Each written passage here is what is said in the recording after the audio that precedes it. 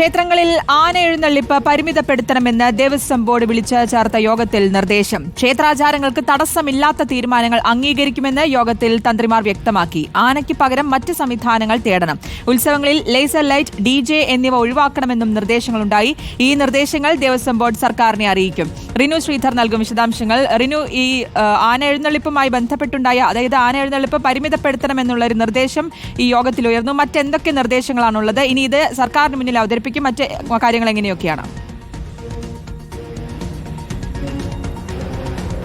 ശ്രുതി, ഈ സംസ്ഥാനത്തൊട്ടാകെ തന്നെ ആന എഴുന്നള്ളിപ്പുമായി ബന്ധപ്പെട്ടുകൊണ്ട് ക്ഷേത്രങ്ങളിൽ വലിയ രീതിയിലുള്ള അപകടങ്ങൾ ഉണ്ടാകുന്ന ഒരു സാഹചര്യം നിലനിൽക്കുന്നു. ഹൈക്കോടതി പോലും ഇതുമായി ബന്ധപ്പെട്ടുകൊണ്ട് ഇടപെടുന്ന ഒരു സാഹചര്യം. തുടർന്നാണ് ദേവസ്വം ബോർഡ് തന്ത്രിമാരുടെ അഭിപ്രായം തേടിക്കൊണ്ട് ഇന്നിപ്പോൾ ഒരു യോഗം വിളിച്ചു ചേർത്തത്. വിവിധ ക്ഷേത്രങ്ങളിൽ നിന്നുള്ള തന്ത്രിമാർ യോഗത്തിൽ പങ്കെടുത്തു.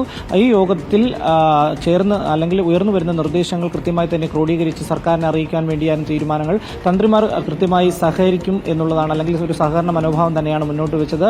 ഈ ആന എഴുന്നള്ളിപ്പ് പരിമിതപ്പെടുത്താമെന്നുള്ളൊരു തീരുമാനത്തിലേക്ക് അവർ വന്നിരിക്കുന്നു. ഒപ്പം ഈ ക്ഷേത്ര ചടങ്ങുകളിൽ, ഘോഷയാത്ര ഉൾപ്പെടെ ഉള്ളവയിൽ ആന എഴുന്നള്ളിപ്പ് ഒഴിവാക്കിക്കൊണ്ട് ക്ഷേത്ര ചടങ്ങുകളിൽ മാത്രം ആനയെ എത്തിച്ച് ആ ചടങ്ങുകൾ തീർത്തുവിടുന്നൊരു സാഹചര്യം ഉണ്ടാക്കിയെടുക്കാം എന്നുള്ളതാണ് ഇവർ മുന്നോട്ട് വയ്ക്കുന്നത്. ഏറ്റവും പ്രധാനപ്പെട്ട ഒരു കാര്യം, ഈ ആന എഴുന്നള്ളിപ്പുമായി ബന്ധപ്പെട്ടുകൊണ്ട് വലിയ രീതിയിൽ ഈ ആക്രമണങ്ങൾ ഉണ്ടാകുന്നത് DJ, അതുപോലെ തന്നെ ലേസർ ലൈറ്റ് ഉൾപ്പെടെയുള്ളവ ഈ ക്ഷേത്ര കോമ്പൗണ്ടിൽ വെച്ച് ഉത്സവത്തിന്റെ ഭാഗമായി നടത്തപ്പെടുന്നത് കൊണ്ടാണ്. അതുകൊണ്ട് തന്നെ ഇവയെല്ലാം തന്നെ ഒഴിവാക്കണം എന്നുള്ളൊരു നിർദ്ദേശവും ഇതിൽ ഉയർന്നു വന്നു. ഒപ്പം വലിയ രീതിയിലുള്ള വെടിക്കെട്ടും ഒപ്പം വലിയ പൂരങ്ങളും അത് പരിമിതപ്പെടുത്തുവാൻ ഉള്ള ഒരു നിർദ്ദേശവും ഈ യോഗത്തിൽ ഉയർന്നു വന്നു. തന്ത്രിമാർ അഭിപ്രായപ്പെട്ടു. ഇതെല്ലാം തന്നെ കൃത്യമായി ക്രോഡീകരിച്ചുകൊണ്ട് ഉടൻ തന്നെ സർക്കാരിനെ അറിയിക്കും.